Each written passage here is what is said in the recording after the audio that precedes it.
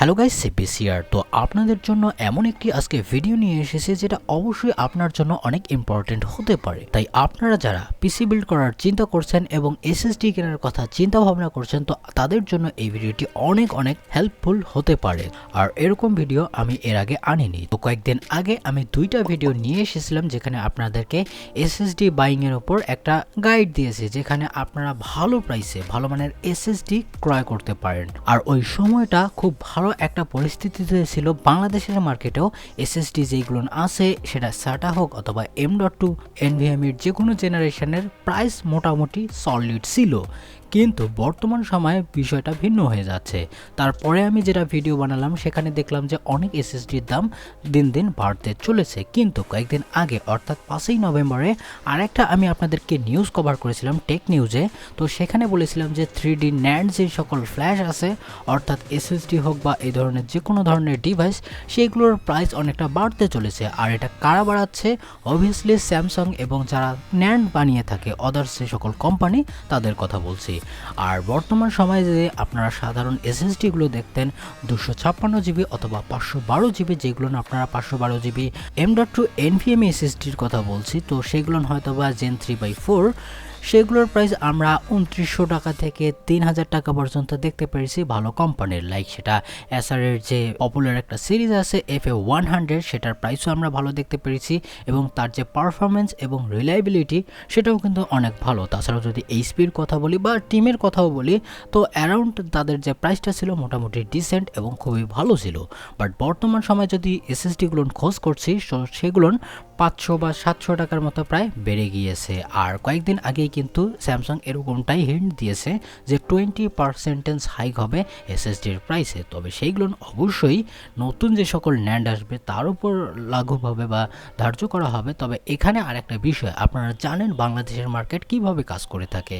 Already সেই এসএসডিগুলো যেগুলো পুরাতন আছে সেগুলোর অ্যাভেলেবিলিটি ভালো থাকার পরেও প্রাইস যেভাবে বেড়ে চলেছে সেটি আসলে কনসার্নের বিষয়।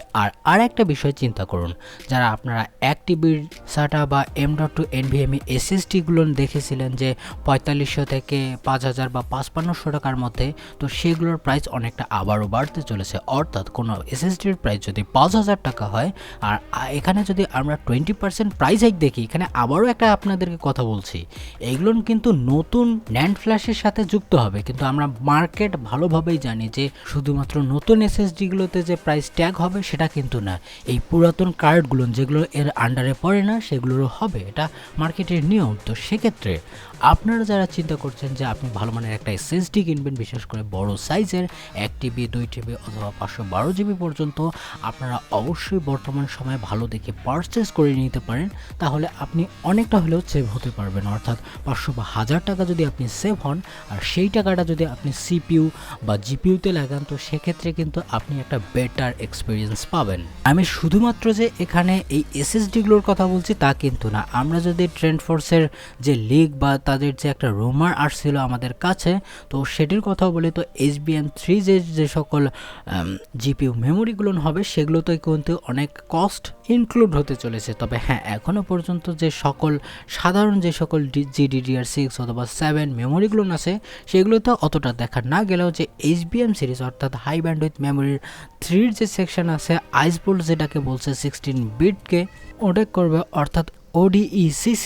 হয়তো এই মেমোরিগুলো কিন্তু কোনো কনজিউমার ফ্রেন্ডলি না, তারপরেও এইগুলো যেহেতু লাইথোগ্রাফিক প্রোডাক্ট, তো সেক্ষেত্রে আপনাকে কিন্তু এই জিনিসটা মাথায় রাখতে হবে। আর সামনের দিকে যে সকল নতুন এসএসডিগুলো আসবে, যদিও দাম বাড়বে, তো অবশ্যই আপনাদেরকে মাথায় রাখতে হবে বিষয়টি যে না, সামনের দিকে প্রাইস বাড়ছে। শুধু তাই না, এখানে আরও একটা বিষয় আপনাদেরকে ইনক্লুড করে দিতে চাই। আপনারা যারা DDR4 এর 3200 মেগাহার্জের 2000 বা 2500 টাকার মধ্যে যে সকল কিট দেখেন অথবা 8GB কিট দেখেন, তো সেগুলোরও প্রাইস অনেকটা বাড়তে চলেছে। কারণ এখানেও তো আবার তারা কজ দেখিয়ে দেবে, এগুলো না তো হচ্ছে সিমিলার প্যাকেজ প্রোডাক্ট অর্থাৎ DRAM এর কথা বলছি, সেগুলোর প্রাইসও অনেকটা ইনক্রিজ হতে চলেছে। তাই সময় থাকতে আপনারা যারা চিন্তা ভাবনা করছেন যে আমার একটা এসএসডি মেমোরি অথবা M.2 NVMe এর হাই কোয়ালিটির ড্রাইভ দরকার বা ক্যাপাসিটির দরকার, তো সেক্ষেত্রে আপনারা বর্তমান সময়ে পারচেস করার চিন্তা ভাবনা করতে পারেন। সামনের দিকে একটু হলেও প্রাইস বাড়তে চলেছে।